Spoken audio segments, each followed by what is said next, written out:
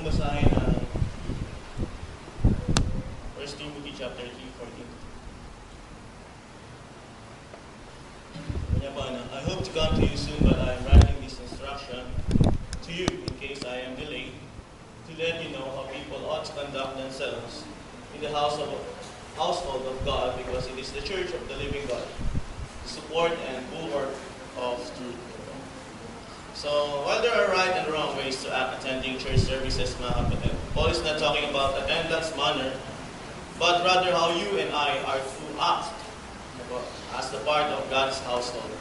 The value of Christ, according to Stuart Briscoe, sabi niya, minsan daw po, nung bata pa si Stuart Briscoe, isang preacher ng Baptist, he joined the Marines. Sabi niya, nagustuhan niya yung pagiging Marine o yung mga Marines dahil sa kanilang magnificent dress code o doon sa kanilang uniform.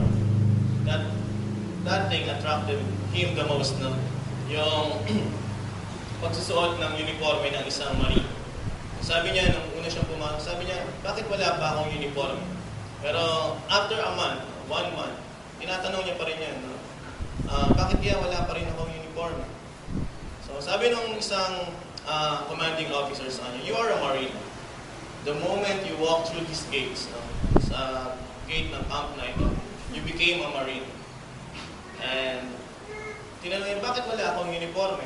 Naka-type A lang ako. Ang sabi niya, you are not fit to sabi niya, you are not fit to wear one. Ang sabi niya ng commanding officer. Sabi niya, we'll do something to your chest, to your back, about your shoulders, and about everything in you, so that you could wear that uniform. So, nakalipas ang mga taon, saka lang niya nagamit yung Marine uniform na yun. That was written in the What It Means to Be Real, Dallas Word Books. Katulad natin mga kapatid, proper church behavior. The moment we enter this church, bagamat ang ilan sa atin talagang nagsasanay pa kung paano nga ba talaga gumalaw o maging isang Kristiyano.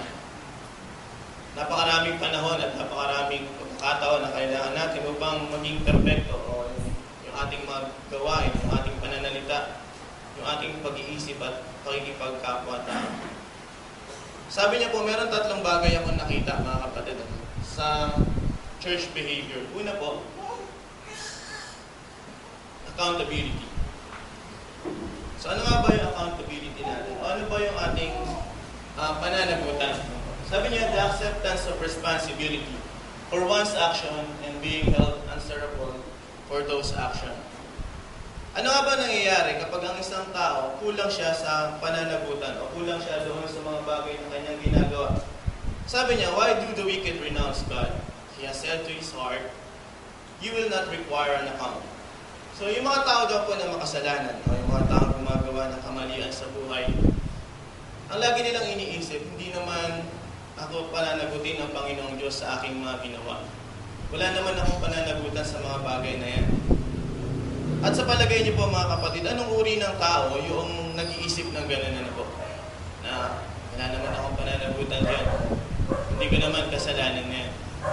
Naalala ko tuloy yung mga estudyante ko. Kapag pinagalitan mo yung isa, hindi niya sasabihin na may kasalanan siya. Ang sasabihin niya, kasi siya, inasar niya ako, kaya sinuntok ko siya. Ganun po ang mga tao. Balikan po natin doon sa Genesis chapter 3. Anong sinabi ni Adam? Kasi yung babaeng binigay mo sa akin. Anong sabi ng babae? Sabi kasi nung ahas sa akin. So, kulang sa accountability o kulang sa pananagutan mga kapatid. Katulad din ni Abel at saka ni Cain. Nung tinanong ng Diyos si Cain, nasaan ang kapatid mong si Abel? Ang sabi niya, I don't know. Am I my brother's keeper? So accountability to Christ. No?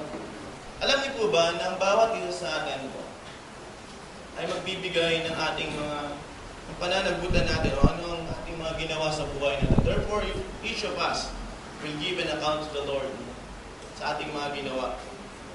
At darating ang panahon, po mga kapatid, hindi man natin gusto itong mga bagay na ito, darating sa atin na For we must all appear in the judgment seat of Christ. At ang bawat isa sa atin ay tatanggapin kung ano yung ginawa natin sa katawan na ito. According to what He has done, whether good or bad. Merong isang passenger sa sailing vessel. Alam mo kung anong kanyang ginawa? Bumunta siya doon sa may pinakamalalim ng barko na yun. Bumunta siya ng isang malaking bilog. At nagalit sa kanya yung mga crew. Ang sabi sa kanya ng crew, bakit mo binutas yan? Alam mong lulubog tayo dyan. Sabi niya, ako ang may pananagutan sa aking ginawa. Ginawa ko to dahil gusto ko. What does it matter to you? Kuminsan sana po ay sa lahat ng ating mga ginagawa, sa mga pagkakasala na ating ginawa, huwag nating sisihin ang ibang tao. Huwag nating ituro yung ibang tao. Kundi alamin natin kung ano yung ating mga nagawa. At may pananagutan tayo dito. In 1 Corinthians, balikan po natin. Nakakatawa. Sabi niya, for we are God's fellow workers. You are God's building. According to the grace of God which was given to me as a wise master builder. I have laid the foundation and another builds on it, but let each one take heed how he builds on this foundation. With gold, silver, precious stones, wood, hay, straw. Each one's work will become clear, for the day will declare it, because it will be revealed by fire, and the fire will test each one's work of what sort it is. If anyone's work which has built on it endures, he will receive a reward. If anyone's work is burned, he will suffer loss, but he himself will be saved, yet as through fire. Si Thomas Carlyle po, isa sa noong panahon ng French Revolution, sumulat siya ng mga passages at pinadala niya ito sa kanyang kaibigan si John Stuart Mill. Sumulat siya ng mga manuscript about a lady named Mrs. Chapman. Noong March 5, 1834, pinadala niya ito. Kaya lang, nagkataon, bago ito dumating doon sa yung manuscript na yan, dumating doon sa babaeng, doon sa kay John Stuart Mill, na babasahin niya na sana. Kaya lang, nung nagbubukas na sila o nag-aapoy na sila ng kanilang siga, may isang servant na babae. Dahil wala siyang makitang papel para sigaan yung kanyang sinisindahan, ay yun ang kanyang ginamit.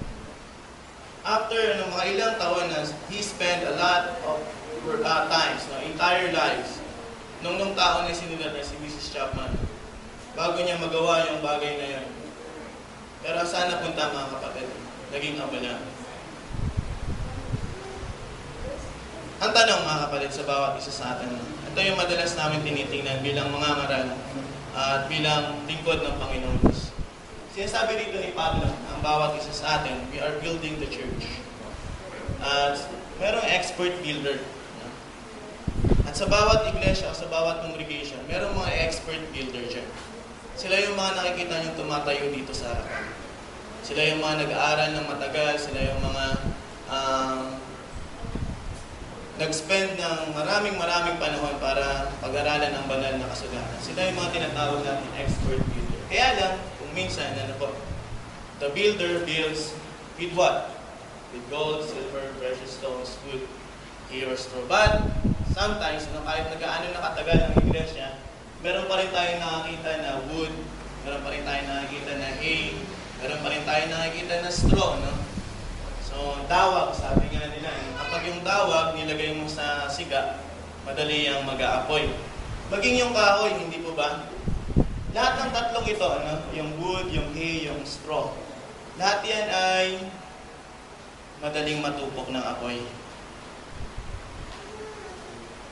At sa iglesyang ito, makikita natin na meron pa rin sa atin na wood, meron pa rin sa atin na hay, meron pa rin sa atin na straw. Pero because of that expert builder, yung mga mangaral na tumatayo rito sa inyong harapan, kung magbibigay kayo ng account mga kapatid, o tayo, magbibigay tayo ng account ng ating sarili, saan na ba tayo nakapaloob? Itong iglesyang ito sa Lagro, saan na ba tayo nakalagay? O ano na bang estado ng ating pananampalataya? Are we the gold one? Are we the silver one? Are we a precious stone? Or wood? Or hay? Or straw? Sabi niya po, lahat yan dadaan sa apoy mga kapatid. It will be revealed by fire. At kung sakasakali na dumating yung panahon na dumating sa atin yung apoy, ano po, at ilan sa atin ang mawala, malamang sila yung wood, sila yung hay, at sila yung straw.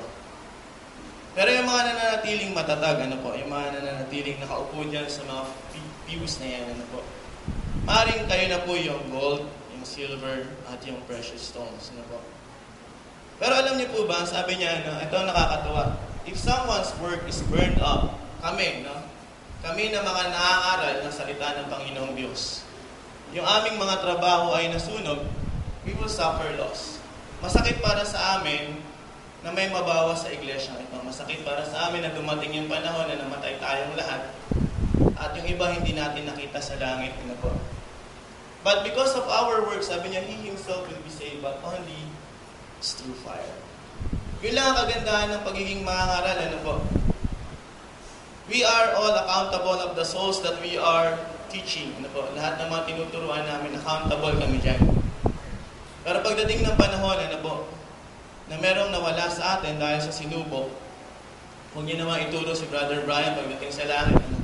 Kasi yan, hindi naman niya nagtuturo eh. Hindi naman siya magandang halimbawa sa amin. Ano po? Upang, sabi niya, ano po, lahat naman tayo ay merong ginagawa para sa ating pananampalataya. Lagi po nating tatandaan, mga kapatid, at yun din ang lagi ko nasa isip, na tayong lahat ay merong pananagutan sa ating mga kapwa Kristyano, sa ating mga kapwa mananampalataya. Bakit nga po ba? Nakakatuwa kasi tayo ay isang pamilya. Sabi niya, so we who are many are one body in Christ, and individually we are members who belong to one another. Ako para sa inyo at kayo para sa isa't isa o para sa bawat isa sa atin. Kapag meron sa atin na nagkasala, sana naman po ay huwag tayong magkibit balikat na lang na darating ang panahon, makakalimot din yan. Darating ang panahon ay magbabago rin yan. Kundi paalalahanan natin ang bawat isa. Sabi nga po, sa unang Korinto, chapter 5, verse 1 and 2, do not be puffed up because of the sins that you are doing. Huwag natin ipagmalaki dahil sa kami lang sa iglesia na ganito ang merong kasalanan. Nakakaibang kasalanan. Instead, sabi niya, being a grieved one or mourning one, kapag dumating tayo dun sa situation na ang bawat, kung merong nagkasala sa atin, magkaroon tayo ng pag-aalala sa bawat isa na po. Kayo po ba, tanong ko po sa inyo, kapag nahiwa yung inyong daliri, ano po ang una niyong ginagawa? Hinahayaan niyo na lang po bang tumulo ang dugo? Kapag po ba kayo natapilok, ano po ba yung ating ginagawa? Hinahayaan na lang po ba natin, hayaan mo yan, gagaling din yan pagdating ng araw? Di po ba hindi? Nilalapatan agad natin ito ng lunas. Kung ang tingin natin sa bawat isa ay bahagi ng katawan nito, at bawat isa sa atin ay merong pananagutan sa ating kapatid, paalalahanan natin sila sa kanilang mga ginagawa, o sa bawat isa na kung sila man ay nasa panahon ng pagkakasala. Sabi po ni John Wesley sa isa sa kanyang mga sulat, he was concerned with building a righteous fellowship, that he devised a series of questions for his followers. Some found this rigorous system of inquiry too demanding and left. Yung iba, natakot na sila dahil nga too demanding yung tanong ni John Wesley. And today, the very idea of such procedure would horrify many churchgoers. Nakakatakot mo. Sabi niya,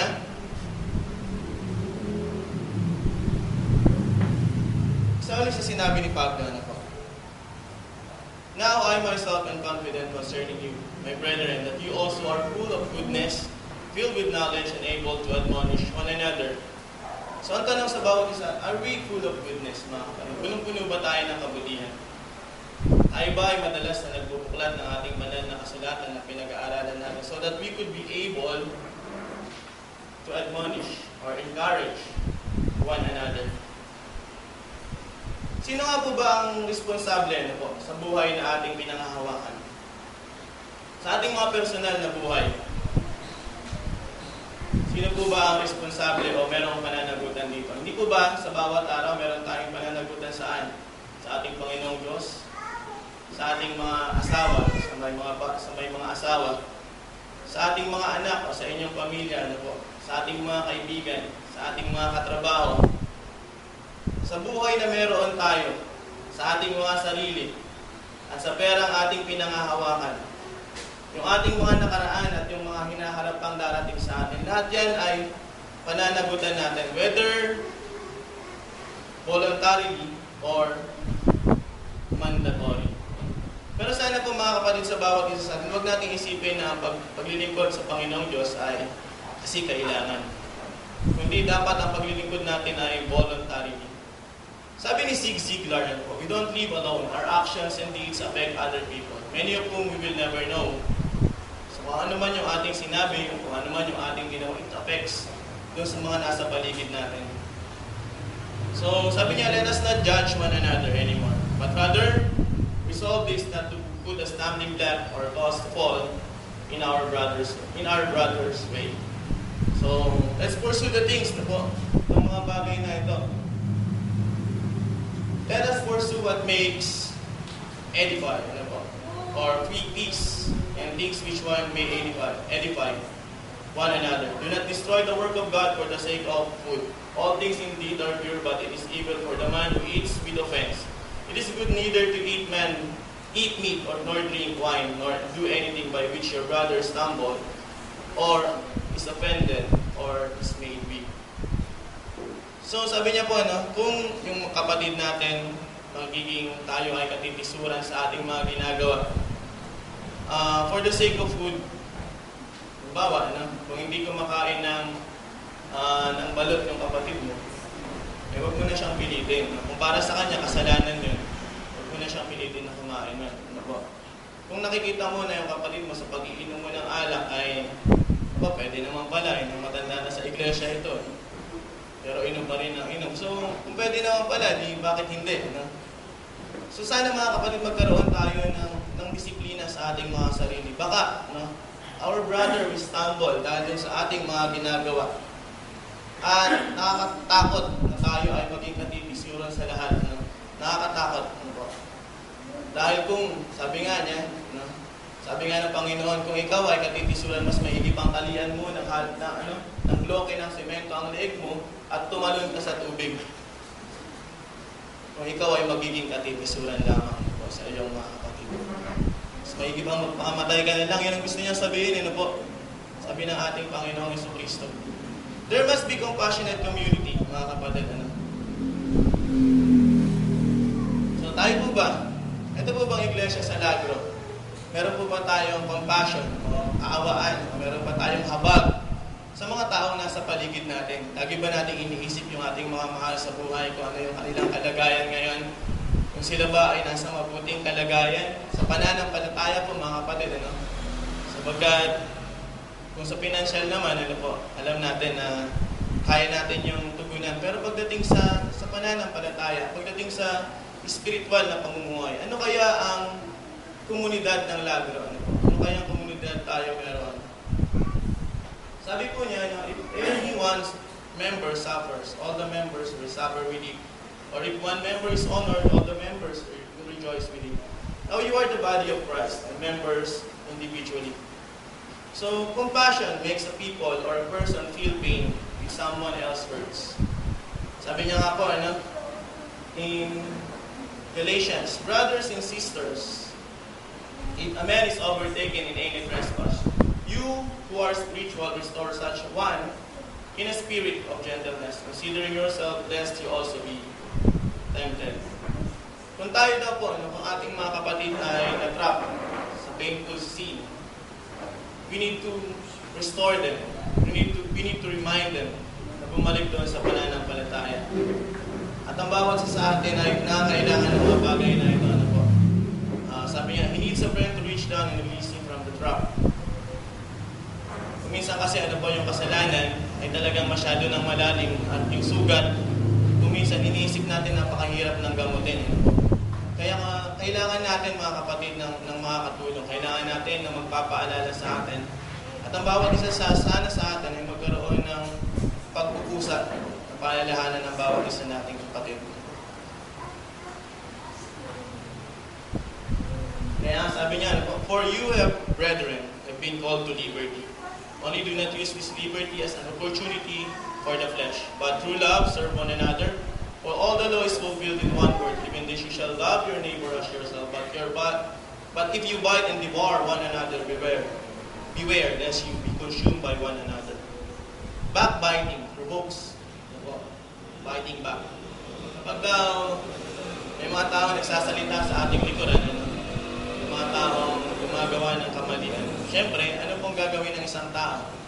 He will bite back. Ano yung ginawa mo sa akin, gagawin ko rin sa'yo. Ganyan kadalasan na po. But the church does not keep the peace, will go to pieces. Sana nga po yung church at yung iglesia ng ito, yung kapayapaan na meron tayo, yung kapayapaan na ating tinatangkilik sa ngayon, ay manatili. Sabi niya, alas, when the members of any church pray on one another and do not pray for one another, praying and praying cannot coexist. Yung praying ko, yung P-R-E-Y at saka P-R-A-Y. So, this is necessary. We shall let be nga ba sa bawat isa sa atin. Buti na lang po, dito sa Lagno, wala tayong malaking problema pagdating sa bagay na iyan. Nakakatawa dito sa atin kasi lahat ay voluntaryo. Lahat ay voluntaryo nagbibigay. Hindi tayo yung iglesia na kung saan ay may malalaking problema. Kung ikikwento ko sa inyo mga kapatid, baka isipin nyo, ayoko na lang maging Kristyano. Sa dami ng problema ng mga leaders na iglesia ngayon. At nakakatawa dito sa Lagno, hindi natin problema yung pananalapi. Hindi tayo nagtatanong dyan kung saan ba napunta yan, kung saan nga ba nanggaling yan, kung ano bang ginawa ng ministro sa bagay na yan. Pero alam niyo po ba, sa mga malalaking iglesia, yan ang problema nila. At nagkakaroon sila ng dalawang leadership pagdating sa pera. At yung kanilang mga ministro na nanguna sa kanila, nawawala na sila ng galang. O nawawala na yung respeto. Dahil lamang po sa pananalapi. Meron isang iglesia, kongregasyon dito sa Metro Manila. Tinanong ako ng aming direktor, maging ng aming registrar, si Sir and Ma'am Cariaga. Sabi niya, ano ba ang tingin mo dito? How do you count on this? Sabi niya sa akin. Merong dalawang leadership na. Yung isang leader, sabi niya, tuloy natin itong project na ito, maganda to. Yung kanilang tutorial. Pero sabi niya, pwede pa kami humingi ng 20,000 pesos para doon sa tutorial na yan. So, every month. So, ano sa palagay mo, Brad? Sabi niya sa akin, kasi educator ka. Anong masasabi mo rito? Yung isa naman daw leader, sabi ng isang leader, huwag yan ang gawin natin. Ituloy natin yung ating evangelism work. Bagamat sabi niya, susuportahan ko ito ng ganito kalaking salapi. So, naghihiwalay na sila, nagkakaroon na ng division doon sa church. At napakaliit pa lang na iglesia nun, mga kapatid, dahil lamang sa pananalapi. Sabi ko, siguro, mag-devise sila ng panibagong plan. Kasi yung tutorial naman, nakakatawa yung mga kapatid. Alam niyo po ba na ang tutorial, nagbabago ang muka ng inyong estudyante. At hindi yan mananatili dyan. Kapag meron ka isang tutor, pagdating ng 2 buwan, iba na naman ang itsura niya. Kaya sabi ko sa kanila, paano mo i-hold yung mga taong nandyan sa tutorial na yan at yung kanilang mga magulang para maturuan mo ng gospel? Kung after 2 months, iba na naman ang mukha ng mga taong nandyan. Bakit hindi ganito ang gawin natin? Bakit hindi tayo mag-aral ng early childhood development? Kung sa gayon, yung mga anak ng mga members, yun ang ating maturuan. Sapagkat alam naman natin, mga kapatid, mas marami ang mortality ng mga anak ng members ng church. Pag dumating na sila sa kanilang teenage years, saan sila napupunta? Ilan lamang po sa atin yung bang na-hold natin o nahawakan natin ng gusto? Yung ating mga kabataan. Sabi nga nila, blessed daw po ang Lagno dahil meron tayong ilan? Almost 40 na kabataan. Kaya sabi ko nga, halos yun din yung pinagyayabang ko sa iba. Sabi ko, pag nagsipag-asawa yan, 80 na kami. Pag nanganak yung mga yan, kahit tagdadalawa lang, 240 na kami. Kahit kung tagtatatlo, sabihin na natin, napakalaki na nun. May 320 members na po kami. Kaya sabi ko sa kanila, ito po siguro yung dapat nating gawin. Alagaan natin yung mga mas bata sa atin o yung mga mas maliliit. Yun dapat ang ating ginagawa. Kaysa yung nag-iisip tayo kung paano kumita ng malaki yung iglesia. Hindi naman tayo profit earning, di po ba? Non-profit naman po tayo. So, yun kasi ang iniisip ng karamihan para kumita ng mas malaki. So, sana mga kapatid, wag na wag mawawala sa atin itong salitang ito. Dalawa lang, no? Dalawang salita lang. Number 1 is, I'm sorry. And number 2, I forgive you. Matuto sana tayong humingi ng tawad at matuto rin tayong magpatawad. Yun lang po yung gusto sabihin diyan para po mapanatili yung kapayapaan. Alam naman natin, we have diversity of talents. Marami tayong talento at marami tayong kaalaman sa iglesyang ito. So, couldn't we agree to disagree? Sabi nga po nila. Para magkaroon tayo ng pagkakaisa sa iglesia. For the sake of each of us, He laid down His life, worth no less than the universe. He demands of us in return of our lives for the sake of each other. Sabi niya, sabi ni Clement of Alexandria, isa sa mga church father, sabi niya, sana naman isipin natin na merong Diyos at tao na namatay para sa atin for the sake of the universe. At ito lang ang inihingi niya sa atin, ingatan natin ang bawat isa. Yun lang po, no? Ingatan natin ang pamilyang ito. Ingatan natin ang iglesyang ito. Last, mga kapatid, pangatlong bagay, there must be transparency.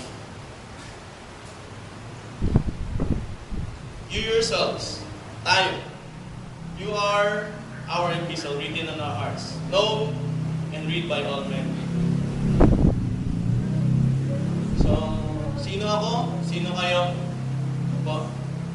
Ay kung sino yung ating mga nasa paligid. Kung sino yung mga taong sumusunod sa atin. Kung sino yung mga taong nauna na sa atin. Sabi nga, yun daw po yung measurement ng ating character. Kung sino yung mga taong naturuan na natin. So, kayo po, no? Tayo, ang sulat ng ating Panginoong Jesucristo sa taong ito. At sabi niya nga, we are known and read by all men, written in our hearts. Kaya nga lagi kong dalangin, po. Kayo po ba mga kapatid, sino po sa atin, magtaas lang po kayo ng kamay, sino po sa atin ang nananalangin para sa ating mga preacher? Dalawa lang po kami ni Kuya Kiko. Alam niyo po ba mga kapatid, ang pinakamahaba kong panalangin ay sa gabi. At ang bawat pangalan niyo po ay binabanggit ko. Bawat isa sa inyo ay binabanggit ko. Lahat ng pangangailangan po ninyo ay binabanggit ko. Na sana sabi ko, po, sa Panginoong Diyos ay lagi kayong nasa magandang kalagayan. Sapagkat sabi nga po nila, kayo po ang bumubuo sa akin dahil ako ang inyong maangaral. Ako po yung namumuno sa inyo. So kung ano ako, ay dahil din po sa inyo. So living consistently. Sana nga po, no? Ano nga ba ang sinasabi ng tao sa atin? Merong isang Kristiyano, nagre-reklamo siya. No? Sabi niya, bakit kaya itong mga taong ito hindi nila ako kilalang sa pangalan na Ricky? Sabi niya, bakit hindi niya ako kilala sa pangalan Ricky? Ang tawag nila sa akin ay Christian. Kasi daw po, no? Sabi nung deacon niya, kasi pinamumuhay mo yung pamumuhay bilang isang Christian. That's why people call you Christian. Kayo po ba, no? Sa inyo po ba mga offices, sa mga tahanan na kanyang kinalalagyan, natawag na po ba kayo na ministro, Christian, o doon sa inyong mga schools? Kasi Christian yan. Ano nga bang pangalan yan? Hindi, Christian yan. So, ganoon po sa amin. Ako kung minsan napagkakamalan ako ng bata, ng mga estudyante ko bilang yung aming principal, no? Kasi nga, halos magkasing tangkad kami, no? At magkaboses. No? Sabi nila sa akin, Sir Jay. So, hindi ako lumiling. Hindi naman ako yung Sir Jay. Pero nung, Pastor Brian. Ayun, ako na nga yun, sabi ko. So, madalas mo na ganun, Madalas, maging yung mga parents sa amin, yun ang tawag nila sa akin. Hindi nila ako tinatawag na teacher. Bagamat sinasabi ko, minsan tinuturo ko sa aking mga meeting, hindi pa po ako pastor. isa lang po akong maangaral. Mga kapatid, tandaan natin, sabi ni Santiago, a double-minded man is unstable in all his ways. Then the one who goes about gossiping reveals secrets. Therefore, do not associate with someone who is always opening his mouth. So, masama po yung chismis. So, kapag double-minded daw po tayo, madalas tayong napapasok sa bulok. At ito lang po, lagi pong sinasabi din sa mga estudyante ko, kapag hindi mo naman pinaniniwalaan, huwag mo na lang ipamuhay. Sabi ko minsan, sabi ng estudyante ko, sir, ano nga ba ito? Sabi ko, sinagot ko siya doon sa kanyang tanong. Sabi niya, kung hindi ka naniniwala, huwag mo na akong tawagin teacher. Ganun din sa bawat isa sa atin. Kung hindi po tayo naniniwala sa ating pagiging Kristiyano, talikuran na natin. Kung hindi naman natin kayang ipamuhay. Walk as children of light. Speaking honestly. So, sana po, ito lagi ang makita sa atin. 3 bagay po na iiwan ko sa inyo ngayong hapon na ito. O, sa umagang ito. Magkaroon tayo ng accountability. Magkaroon tayo ng compassion. At magkaroon tayo ng transparency, mga kapatid. Sabi niya, an honest answer is like a kiss on the lips. So, bakit nga ba? Bakit nga ba tayo natatakot na ipamuhay yung ating pananampalataya? Tanong ko po sa inyo, bakit po tayo natatakot na ipamuhay yung ating pagiging Kristiyano kung minsan? Kung minsan, natatakot tayo sabihin na member ako ng Church of Christ, na ako isang Kristiyano. Marami pong rason na ibinigay dito. Una, we fear of rejection. We have the fear of rejection. Kapag nalaman nila na Kristiyano tayo, hindi na sila makikipag-mingle sa atin. Natatakot din tayo sa ridicule, doon sa pang-aasar o pang-iinis ng iba. Baka gawin tayo katatawanan dahil sa ating pagiging Kristiyano, dahil sa ating mga ginagawa. At natatakot tayo na kaawaan.